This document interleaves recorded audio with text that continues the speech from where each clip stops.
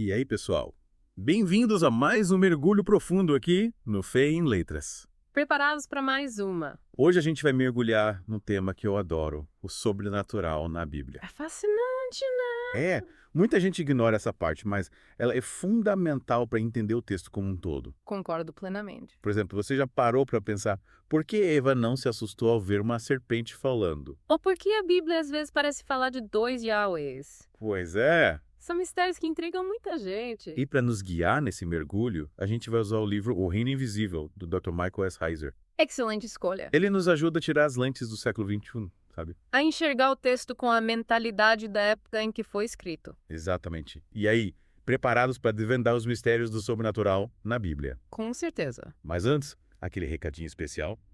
Curtam o vídeo, se inscrevam no canal e ativem as notificações. Isso ajuda muito o Fé em Letras a crescer. E se tiver sugestões de livros, deixem nos comentários. Adoramos saber o que vocês estão lendo. Então, bora começar a desvendar os mistérios do Reino Invisível.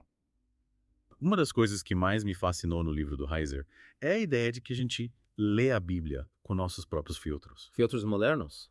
E isso nos impede de entender o texto como ele era compreendido na época. É como se a gente estivesse tentando ler um mapa do tesouro com os olhos vendados. Ótima analogia.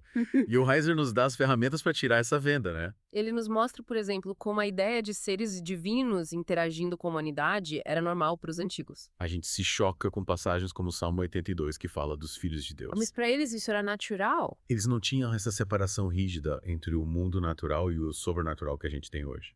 O sobrenatural fazia parte da vida cotidiana. E Heiser usa essa perspectiva para explicar várias coisas que parecem estranhas para a gente na Bíblia. Como a questão do mandato do domínio, por exemplo. Que Deus deu à humanidade lá no Jardim do Éden. Criar, cuidar, expandir o Éden.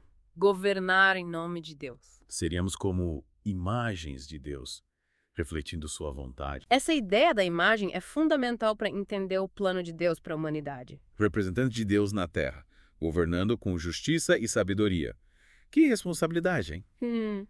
Mas aí vem a questão do livre-arbítrio. Deus nos deu a liberdade de escolher. E tanto os humanos quanto os seres divinos escolheram se rebelar. E aí a história se complica, né? A rebelião é um tema central na Bíblia. E ela começa lá no céu com a queda de Satanás e seus anjos. E se manifesta na terra com a queda de Adão e Eva. Heiser nos leva a questionar a identidade da serpente em Gênesis. Ele argumenta que não era uma simples cobra. Mas sim, um ser divino, poderoso e rebelde. Ele usa Ezequiel 28 como paralelo, né? A arrogância do príncipe de Tiro, querendo ser como Deus. A mesma ambição da serpente. E a punição da serpente se tornar o Senhor dos mortos. Tem tudo a ver com essa rebelião espiritual com o submundo. É como se ele tivesse sido banido do reino de Deus. E agora reina sobre os que também se rebelaram. Uma imagem poderosa da consequência da rebelião contra Deus. E essa rebelião continua ao longo da história. Em vários momentos, como na história de Baal, por exemplo. E por falar em rebelião, Heiser apresenta um conceito que me deixou de queixo caído,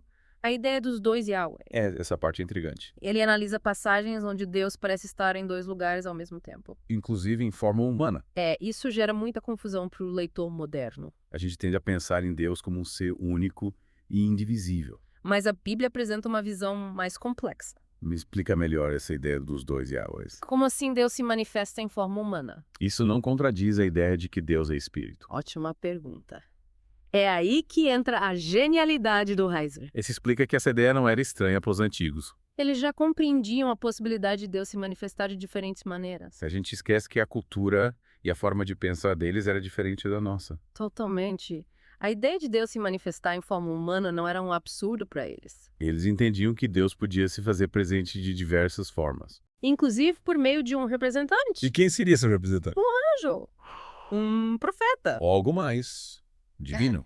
Heiser argumenta que era uma emanação do próprio Deus. Carregando seu nome e sua autoridade. Ele chama essa figura de segundo Yahweh. E ela aparece em vários momentos da Bíblia. Em vários. Quando Jacó luta com um homem que depois ele reconhece como Deus. Exato. Ou quando Gideão encontra o anjo do Senhor. Que seriam esses encontros com o segundo Yahweh? Nossa. Heiser usa vários argumentos para sustentar essa ideia. Mostrando como ela se encaixa na teologia do Antigo Testamento. E como ela prepara o caminho para a compreensão de Jesus no Novo Testamento. Uau, isso abre um leque enorme de interpretações. Com certeza. E me deixa ainda mais curioso para entender como essa ideia do segundo Yahweh se conecta com Jesus. É uma conexão fascinante. Mas acho que vamos deixar essa parte para a próxima etapa do nosso mergulho. Concordo. Acho que já demos bastante pano para manga por hoje.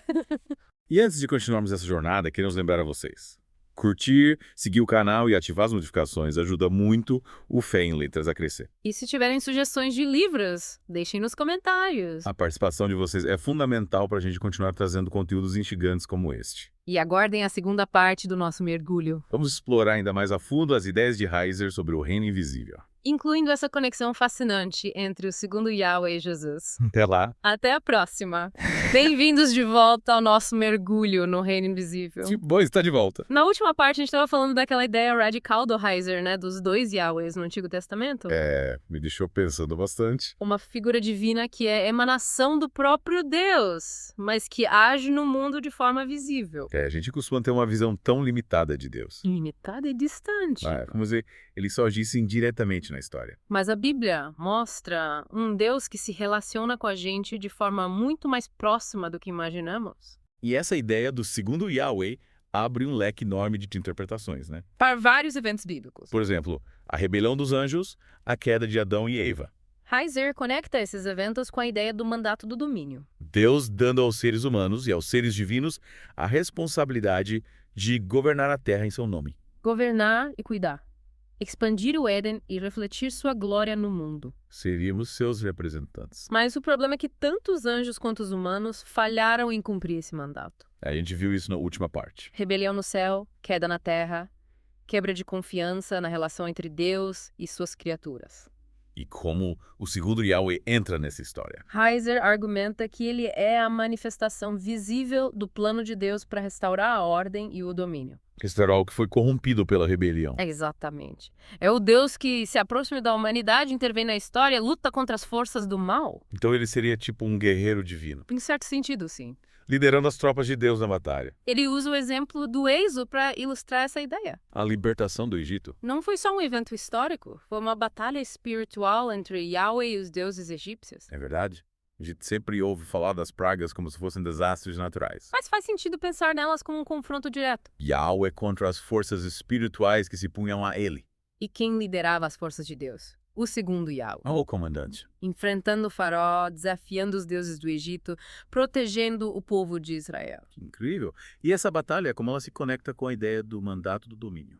Heiser argumenta que o Êxodo é um exemplo de como Deus está agindo para restaurar o seu domínio sobre a terra. Que foi usurpado pela rebelião. A libertação de Israel é o primeiro passo nesse processo de reconquista. E qual seria o próximo passo? A conquista da terra prometida. Entende? Não era só tomar posse de no território, era sobre estabelecer o domínio de Yahweh num lugar que estava dominado por outras divindades. É verdade, né? Os gigantes, os cananeus, os filisteus. Eles também representavam forças espirituais que se opunham a Deus. Nossa, nunca tinha pensado nisso. E a ordem de Deus para Israel destruir completamente esses povos, o que Heiser chama de caring. Era uma forma de purificar a terra da influência dessas divindades rivais. Exatamente. Mas essa ordem de Deus sempre gerou muita controvérsia.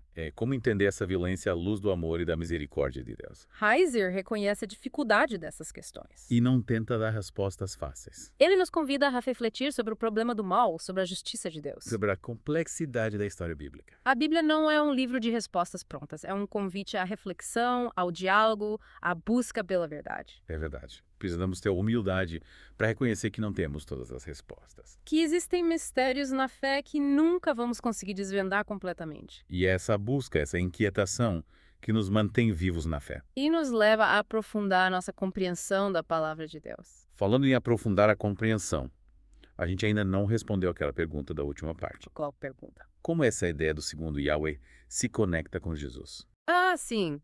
Essa é a parte mais fascinante da teoria de Heiser. Ele argumenta que Jesus é a plena revelação do segundo Yahweh. A encarnação definitiva da presença de Deus entre nós. Exatamente. Sério, como assim? Heiser usa várias passagens do Novo Testamento para sustentar essa ideia. Por exemplo, a cena do batismo de Jesus. Quando o Espírito Santo desce sobre ele como uma pomba. E a voz do Pai declara: "Este é o meu filho amado em quem me comprazo." Lembro dessa cena. Mas como ela se conecta com a ideia do segundo Yahweh? Para Heiser, essa cena é uma demonstração da identidade única de Jesus como Filho de Deus, o Messias. Ele é a manifestação visível do próprio Deus. Assim como o segundo Yahweh do Antigo Testamento. Mas Jesus também era um homem, né? E sim, totalmente humano. Como conciliar essas duas naturezas? Divina e humana. É. Heiser argumenta que a gente não precisa escolher entre uma ou outra. Jesus é totalmente Deus e totalmente humano. Um mistério que transcende a nossa compreensão.